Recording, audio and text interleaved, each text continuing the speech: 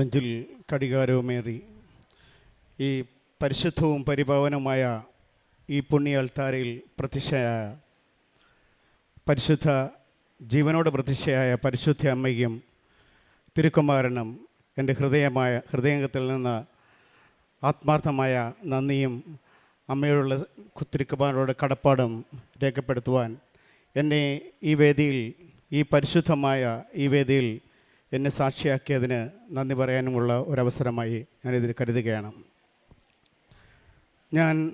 എൻ്റെ പേര് ബിജു LT. ഞാൻ കുണ്ട്ര കുമ്പളം സെൻറ്റ് മൈക്കിൾ ഇടവക ദേവാലയത്തിൽ നിന്ന് വരുന്നു. എനിക്ക് കൃപാസനത്തെക്കുറിച്ച് എൻ്റെ ഒരു ആൻറ്റി പറഞ്ഞാണ് ഞാൻ അറിയുന്നത്. അത് പറഞ്ഞത് ഇങ്ങനെയായിരുന്നു: ഉടനടി പരിഹാരം നൽകുന്ന ഉടമ്പടി എന്നൊരു സമ്പ്രദായം നടക്കുന്ന കൃപാസനം എന്നൊരു സ്ഥലം. അപ്പോൾ ഞാനൊന്ന് പരീക്ഷിച്ച് നോക്കാൻ വേണ്ടി ഇവിടെ വന്നിരുന്നു. ഞാൻ 15/10/2022 വന്ന് ഉടമ്പടി എടുത്തു. ഉടമ്പടി എടുക്കുമ്പോൾ ഈ ഉടമ്പടിയെക്കുറിച്ചിട്ട് ഒരു കവനൻ്റ് എന്താണെന്ന്, അല്ലെങ്കിൽ ഒരു എഗ്രിമെൻറ്റും കവനൻ്റ് തമ്മിലുള്ള വ്യത്യാസം എന്തുവാണെന്നൊന്നും ഞാൻ കൃത്യമായിട്ടൊന്നും പഠിച്ചിട്ടല്ല ഇവിടെ വന്നത്. ഞാൻ വന്ന് ഒരു ഉടമ്പടി എടുത്തു. ഉടനടി പരിഹാരം കിട്ടുമെങ്കിൽ കിട്ടട്ടെ, നടക്കുന്നെങ്കിൽ നടക്കട്ടെ എന്ന് മാത്രം വിചാരിച്ചുകൊണ്ട് ഞാനിവിടെ ഒന്ന് ഉടമ്പടി എടുത്തു. ഉടമ്പടി എടുത്തിട്ട് ഉടമ്പടിയിൽ ഞാൻ വളരെ ഉളപ്പി ഞാൻ പോയി. കൃത്യമായി പ്രത്യക്ഷീകരണ പ്രാർത്ഥന പോലും ഞാൻ ചെല്ലാതിരുന്നു. കാരണം ഞാൻ അന്ന് എനിക്ക് പ്രത്യേകിച്ച് നിയോഗങ്ങളായിട്ടൊന്നുമില്ലായിരുന്നു, ചുമ്മാ ഒന്ന് വന്നു പോയി. പക്ഷേ അമ്മ എൻ്റെ പിന്നാലെ സഞ്ചരിച്ചു കൊണ്ടിരിക്കുകയായിരുന്നെന്ന് ഞാൻ പിന്നീടത് മനസ്സിലാക്കി. ഞാൻ ഉടമ്പടിയിൽ നിന്ന് മാറി നിൽക്കുമ്പോഴുമൊക്കെ ഞാൻ ജോലി ചെയ്യുന്നത് കേരള ഫോറസ്റ്റ് ഡിപ്പാർട്ട്മെൻറ്റിൽ ബീറ്റ് ഫോറസ്റ്റ് ഓഫീസറായിട്ടാണ്.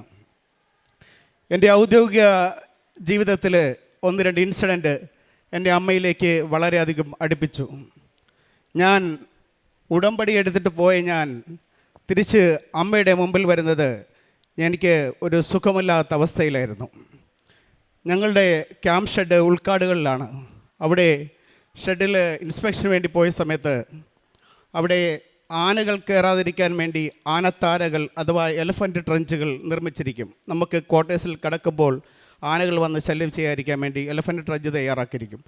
ആ എലഫൻറ്റ് ട്രഞ്ചിലൂടെ നമുക്ക് കടന്നു പോകാൻ വേണ്ടി പാഴ്ത്തടികളിട്ടാണ് നമ്മൾ ക്രോസ് ഇട്ടിരുന്നത്. ആനകൾ കയറിയ വലിയ ബലമുള്ള തടികളിട്ടാൽ ആനകൾ കയറും. അതുകൊണ്ട് പാഴ്ത്തടികളിട്ടാണ് നമ്മൾ ക്രോസിന് ഇട്ടിരിക്കുന്നത്. ആ തടിയിൽ ചവിട്ടി ഞാൻ എൻ്റെ ക്വാർട്ടേഴ്സിലേക്ക് പോകാൻ വേണ്ടി, ക്യാമ്പ് ഷെഡിലേക്ക് പോകാൻ വേണ്ടി ചെന്നപ്പോൾ ആ തടി നടുക്ക് വെച്ച് ഒടിഞ്ഞ് ഞാൻ ആനത്താരയിൽ ആ കല്ലും പുറത്ത് 10 അടി താഴ്ചയിൽ എൻ്റെ ചെവി ഇടിച്ച് മറിഞ്ഞു വീണു. ചെവിയുടെ ഇത്രയും ഭാഗം എനിക്ക് ഊതി അടച്ചതുപോലെ തോന്നി. എന്നെ പെട്ടെന്ന് തന്നെ എൻ്റെ കൂടെയുള്ള സ്റ്റാഫുകളെല്ലാം കൂടി എന്നെ പുനലൂർ താലൂക്ക് ആശുപത്രിയിൽ കൊണ്ടുവന്നു. ഞാൻ അന്ന് വർക്ക് ചെയ്യുന്നത് നമ്മുടെ കൊല്ലം ജില്ലയിൽ തമിഴ്നാടിൻ്റെ ബോർഡറിലുള്ള ഭാഗമായ അച്ചൻകോവിൽ ഡിവിഷനിലായിരുന്നു. എന്നെ ഹോസ്പിറ്റലിൽ കൊണ്ടുവന്നു. ഹോസ്പിറ്റലിൽ നിന്ന് ഇയർ ഡ്രം പൊട്ടിയിട്ടുണ്ട്, അതുകൊണ്ട് ENT കാണിക്കണമെന്ന് പറഞ്ഞിട്ട് എന്നെ ഡോക്ടർ റെഫർ ചെയ്തു. ഞാൻ വീട്ടിൽ വന്നു. പിറ്റേ ദിവസം രാവിലെ എനിക്ക് നടക്കാനൊന്നും പറ്റത്തില്ല. എൻ്റെ ദേഹം മൊത്തം വേദനയായിരുന്നു, ചെവിക്കും എല്ലാം വേദനയുണ്ട്. അങ്ങനെ എൻ്റെ ഓഫീസർ എൻ്റെ ഒരു സ്റ്റാഫിനെ പറഞ്ഞു വിട്ടു. അദ്ദേഹം വന്ന് എന്നെ വണ്ടിയിൽ കൊണ്ടുപോയി. ഞാൻ ENTയെ പോയി കണ്ടു. ENT പറഞ്ഞു, സ്കാൻ ചെയ്തിട്ട് പറഞ്ഞു, നിങ്ങളുടെ ചെവിക്ക് ഒരു 0.2 ഡെസിബിൾ കേൾവി ശക്തി കുറഞ്ഞിട്ടുണ്ട്. ഇത് പൂർണ്ണമായിട്ടും സുഖമാകണമെങ്കിൽ 3 മാസം കംപ്ലീറ്റ് റെസ്റ്റ് എടുക്കണം. എന്നാൽ ഈ ചെവിക്ക് പൊടിയോ വെള്ളമോ വല്ലതും തട്ടിയാൽ ഇൻഫെക്ഷൻ ആയി കഴിഞ്ഞാൽ പിന്നീട് ചിലപ്പോൾ ഒരുപക്ഷെ ഓപ്പറേഷൻ ചെയ്യേണ്ടി വരും. ഈ ഓപ്പറേഷൻ ചെയ്താലും നിങ്ങളുടെ കേൾവി ശക്തി പഴയ അവസ്ഥയിലേക്ക് കിട്ടുമെന്ന് എനിക്ക് ഉറപ്പൊന്നുമില്ല എന്ന് ഡോക്ടർ പറഞ്ഞു.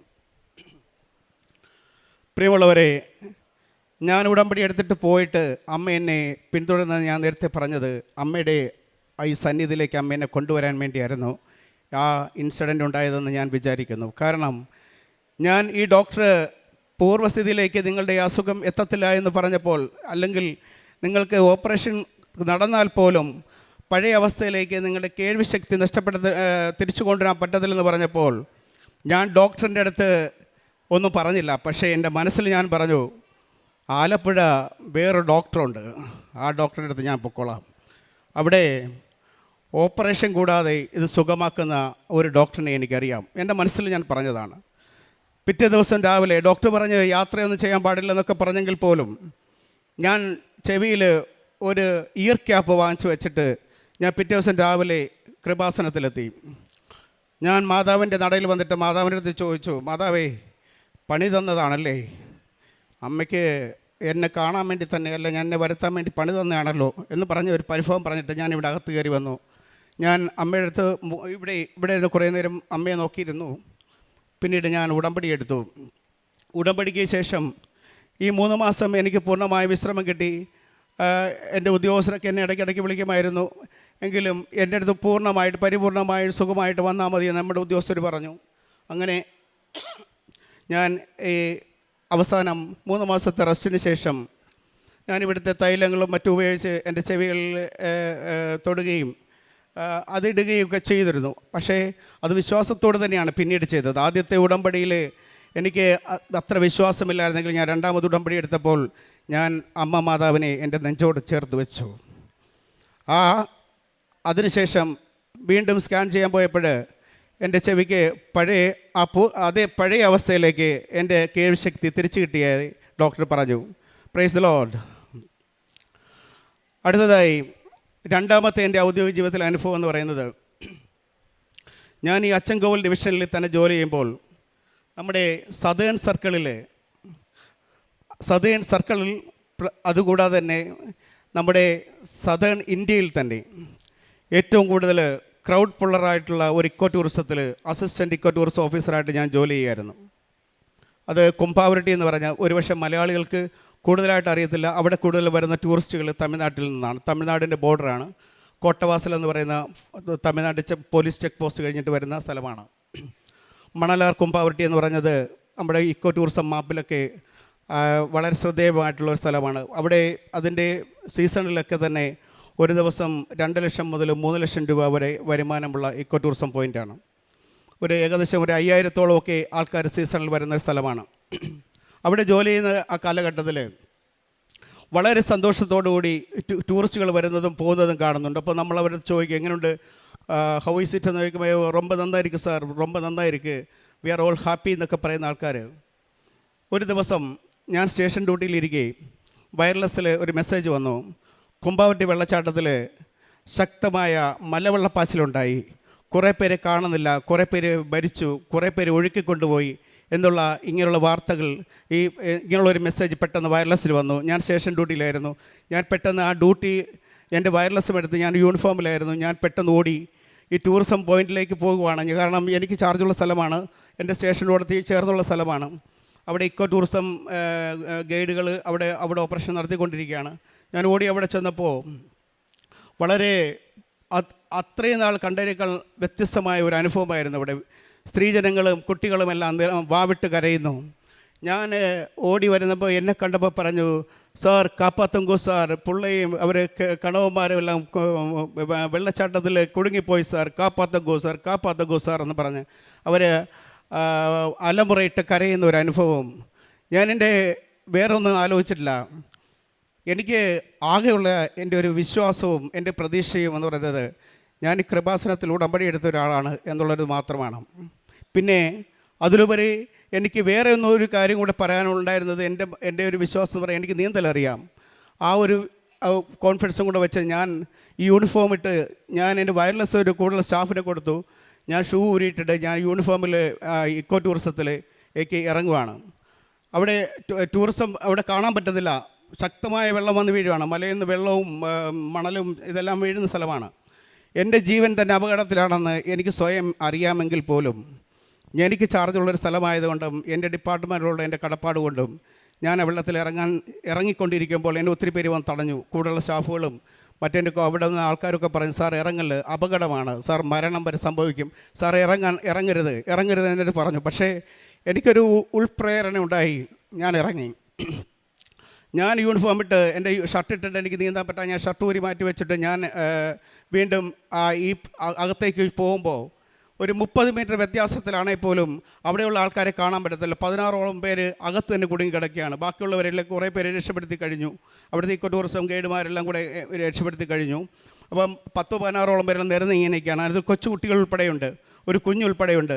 അവരെയൊക്കെ എന്ത് ചെയ്യണമെന്ന് അറിയാൻ പറ്റാത്തൊരവസ്ഥ. ഭീകരമായ വെള്ളം എന്ന് വെച്ചാൽ കാണാൻ പറ്റത്തില്ല, കണ്ടു കഴിഞ്ഞാൽ പേടി വരും. അപ്പോൾ ഞാൻ അവരെ മാറാപ്പിൽ കെട്ടി, അദ്ദേഹത്തിൻ്റെ ഫാദർ ഉണ്ടായിരുന്ന അയാളുടെ മുണ്ടിനകത്തിൽ മാറാപ്പിൽ കുഞ്ഞിനെ കെട്ടി ഇപ്പുറത്ത് കൊണ്ട് എത്തിച്ചു. അയാൾ ഒരു വടത്തിൽ പിടിച്ച്, അദ്ദേഹത്തിന് നീന്തറിയത്തില്ല, ഞാനൊരു കുഞ്ഞിനെ ഇദ്ദേഹത്തിനും കൂടെ പിടിച്ച് വടത്തിൽ കൊണ്ടെത്തിച്ചു. അത് ആരോ യൂട്യൂബിൽ എടുത്തിട്ടു. ആ യൂട്യൂബിൽ ഒരു വീഡിയോ മീഡിയക്കാർക്ക് കിട്ടി. മീഡിയയിൽ അന്നത്തെ ദിവസത്തെ വാർത്ത ഇത് മൊത്തം വന്നിരുന്നു. കുമ്പവട്ടി മണൽ വെള്ളച്ചാട്ടത്തിൽ മലവെള്ളപ്പാച്ചിൽ ഒത്തിരി പേർ കുടുങ്ങിപ്പോയി, ഒരാൾ മരിച്ചു, 2 പേര് സീരിയസ് ആയിട്ട് ഹോസ്പിറ്റലിലാണ്, കുറേ പേരെ കാണുന്നില്ല എന്നൊക്കെ പറഞ്ഞൊരു വാർത്തയാണ്. അവിടെ മൊബൈൽസ് ഒന്നും കിട്ടാത്തൊരു സ്ഥലം കൂടിയായിരുന്നു. അപ്പോൾ ഈ വാർത്ത പത്രത്തിലും മീഡിയകളിലൊക്കെ വളരെ വൈറലായിട്ട് വന്നു. എല്ലാ മീഡിയയിലും ഈ എല്ലാ ന്യൂസ് ചാനലിലും ഒക്കെ ഈ വാർത്ത വന്നു.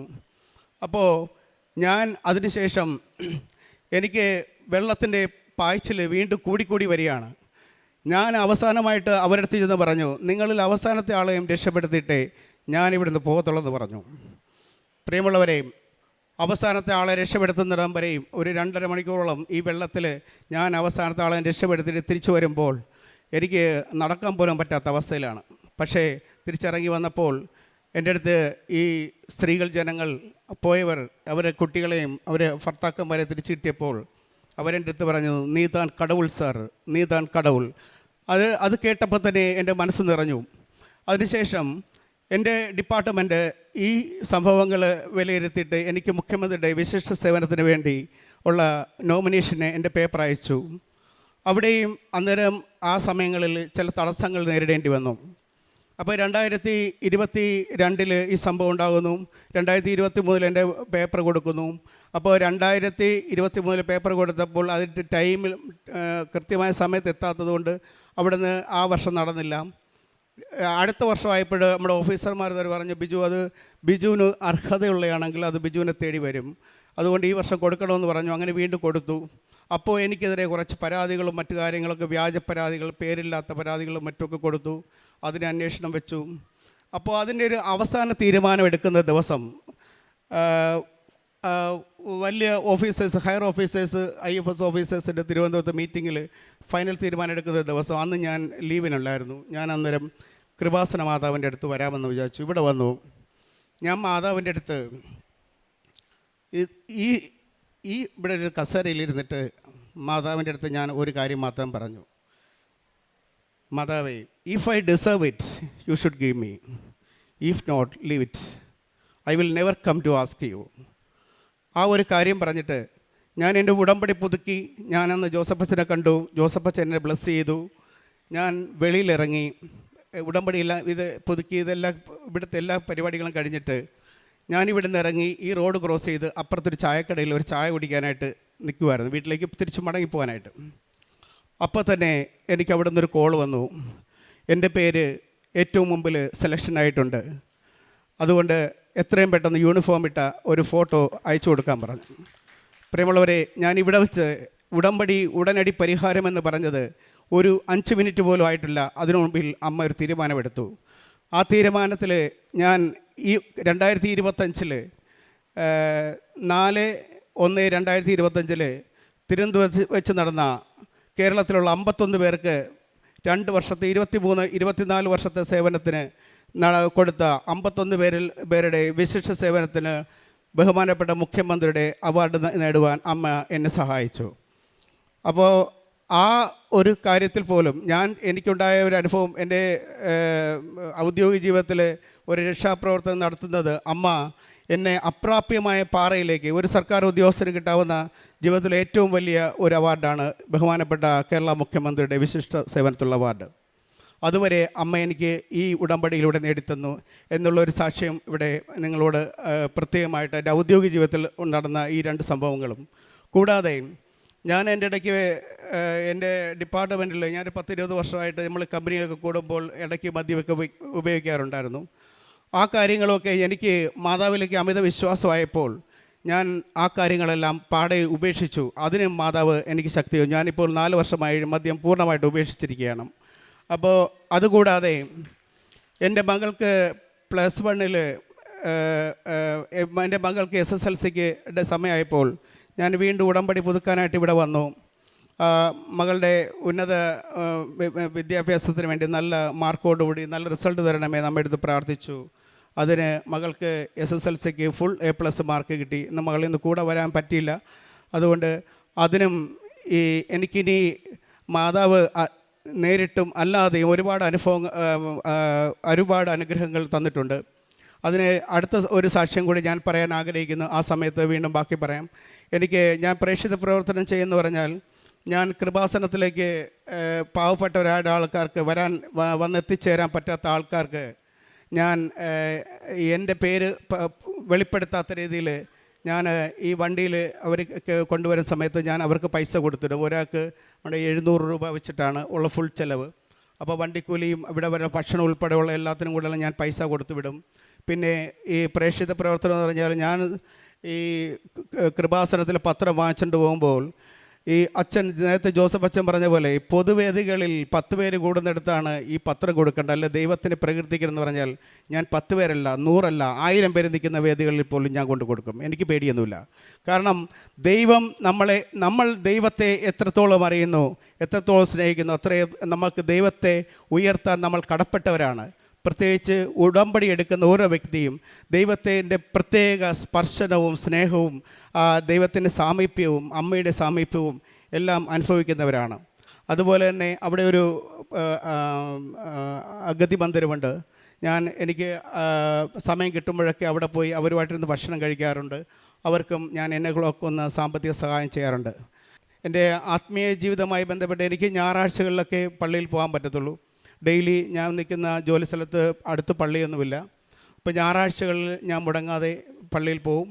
അതുപോലെ എനിക്ക് സമയം കിട്ടുമ്പോഴൊക്കെ ഞാൻ ജപമാലകൾ ചൊല്ലും. അത് ഒരു ജപമാലയോ 2 3 എനിക്കൊക്കുന്നത്രയും രീതി ചെല്ലും. അതുപോലെ ബൈബിൾ വായന, എനിക്ക് സമയം കിട്ടുമ്പോഴൊക്കെ ഞാൻ ബൈബിൾ വായിക്കും. എൻ്റെ ഡ്യൂട്ടി സമയത്തിൻ്റെ ഫ്രീ ഉള്ള സമയങ്ങളിലൊക്കെ വായിക്കും. അതുപോലെ എൻ്റെ കൂട്ടുകാർക്കും അങ്ങനെയുള്ളവർക്കും ഈ ആത്മീയമായ കാര്യങ്ങൾ, ഇവിടുത്തെ നമ്മുടെ അച്ഛൻ്റെ ഡെയിലി ബ്രെഡ്, ഇതൊക്കെ ഞാൻ ഷെയർ ചെയ്യും. അപ്പോൾ ഇതാണ് എൻ്റെ ആത്മീയമായ വളർച്ചയ്ക്ക് മാതാവ് എനിക്ക് തന്നിട്ടുള്ള അനുഗ്രഹങ്ങളും. ഒരിക്കൽ കൂടി അമ്മയ്ക്കും മാതാവിനും ഈ പരിശുദ്ധവും പരിപാവനമായ വേദിയിൽ എന്നെ ഇത്രയും ആൾക്കാരുടെ മുമ്പിൽ സാക്ഷ്യമാക്കുവാൻ അമ്മ തിരഞ്ഞെടുത്തതിന് ഓർത്ത് അമ്മയ്ക്കും തിരുക്കുമാരനും 1000 നന്ദി അറിയിച്ചുകൊണ്ട് നിർത്തും. നമ്മുടെ തലമുടി ഇഴ പോലും എണ്ണപ്പെട്ടിരിക്കുന്നു. നമ്മുടെ ജീവിതത്തിലെ ഏറ്റവും ചെറിയ കാര്യങ്ങൾ പോലും ദൈവകൃപയിൽ മറഞ്ഞു പോകുന്നില്ല എന്നാണ് വിശുദ്ധ ലൂക്കോസിൻ്റെ സുവിശേഷം 12-ാം അധ്യായം 7-ാം തിരുവചനം പറയുന്നത് ഇങ്ങനെയാണ്: നിങ്ങളുടെ തലമുടി ഇഴ പോലും എണ്ണപ്പെട്ടിരിക്കുന്നു, ഭയപ്പെടേണ്ട, നിങ്ങൾ അനേകം കുരുവികളെക്കാൾ വിലയുള്ളവരാണ്. നമ്മൾ വിലപ്പെട്ടവരാണ്. നമ്മുടെ വില നമ്മുടെ വിജയത്തിലും പരാജയത്തിലുമല്ല, മറിച്ച് ദൈവസ്നേഹത്തിലാണ്. പരിശുദ്ധ അമ്മയും അതുതന്നെയാണ് നമ്മളോട് പഠിപ്പിക്കുന്നതും പറയുന്നതും. ഒരു അമ്മ തൻ്റെ കുഞ്ഞിൻ്റെ ഓരോ വേദനയും അറിയുന്നത് പോലെ പരിശുദ്ധ അമ്മ തൻ്റെ മക്കളുടെ കണ്ണീരും ഭയവും അറിയുന്ന അമ്മയാണ്. നമ്മുടെ കൂടെ നിൽക്കുന്ന അമ്മയാണ്.